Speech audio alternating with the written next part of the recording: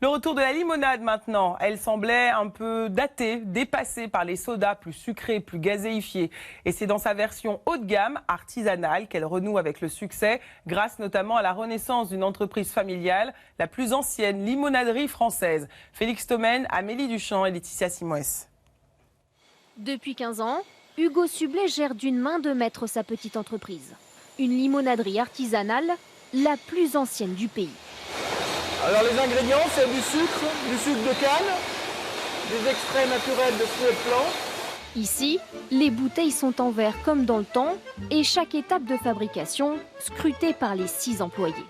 Un savoir-faire qu'Hugo a en fait hérité de sa belle famille, les Girardet, fondateurs de l'entreprise il y a presque 150 ans. J'allais déjà, quand j'étais tout petit, chez mon futur beau-père, acheter ma limonade dans les caisses de limonade. Et je me suis dit, il va y avoir un regain d'intérêt de la part des consommateurs pour des produits d'artisanat, des produits qui ont une histoire à raconter. Et Hugo a eu raison. Chaque année, il vend 1 million de bouteilles de limonade en France, mais aussi à l'étranger, en Asie. Un retour dans le passé qui marche et qui devient tendance aujourd'hui. Les marques ne s'y trompent pas. Les enfants d'hier sont les consommateurs d'aujourd'hui. Donc il n'y a rien de plus efficace que de leur rappeler leurs souvenirs d'enfance pour leur donner envie d'acheter aujourd'hui.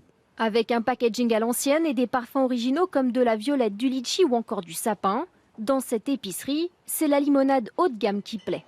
Alors ce qui marche, c'est essentiellement cette gamme, j'avoue, qui joue un peu sur le côté rétro, sur le côté enfantin. Le principal intérêt, c'est le côté traditionnel du produit. Là, on parle de produits de terroir. C'est vrai que ça revient un peu dans la demande du consommateur, d'avoir des produits qui sortent de l'industriel. Aujourd'hui, les limonades représentent 6% des boissons non alcoolisées vendues en France, comptées entre 2 et 15 € par bouteille, le prix à payer pour retomber un peu en enfance.